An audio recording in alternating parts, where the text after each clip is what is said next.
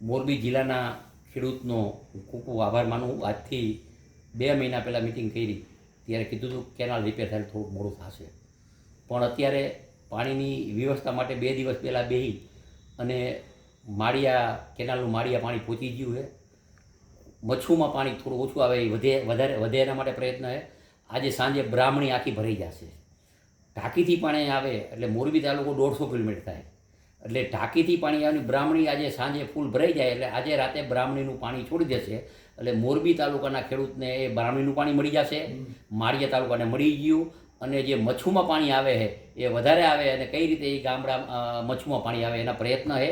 અને મારી એક નમ્ર વિનંતી છે કે કોંગ્રેસને આંદોલન કરવાની, રસ્તા રોકવાનું ન કહેવાય. કંઈક તમારે કેનાલ ઉપર જવાય. 150 કિલોમીટર થાય અહીંથી, ટાંકીથી પાણી આવે ને 150 કિલોમીટરમાં ગામ એવા છે કે માથાભારે ગામ. અહીંયા કાંતિ અમૃતિઓ ખેડૂત સાથે જાય છે અને પાણી બગાડ રોકે છે ને તે પછી અહીંયા પાણી લઈ આવે છે. અને એકાદી વાત કોંગ્રેસના આગેવાનને કહું, ઢાંકીથી તમે કેનાલ તો હાલો અને ક્યાં બગડે નહીં રોકો તો ખરા, તો તમે કામ કર્યું કહેવાય. એટલે આવા ખોટા રસ્તા રોકવાનું આંદોલનનો ધમકી ન આપો.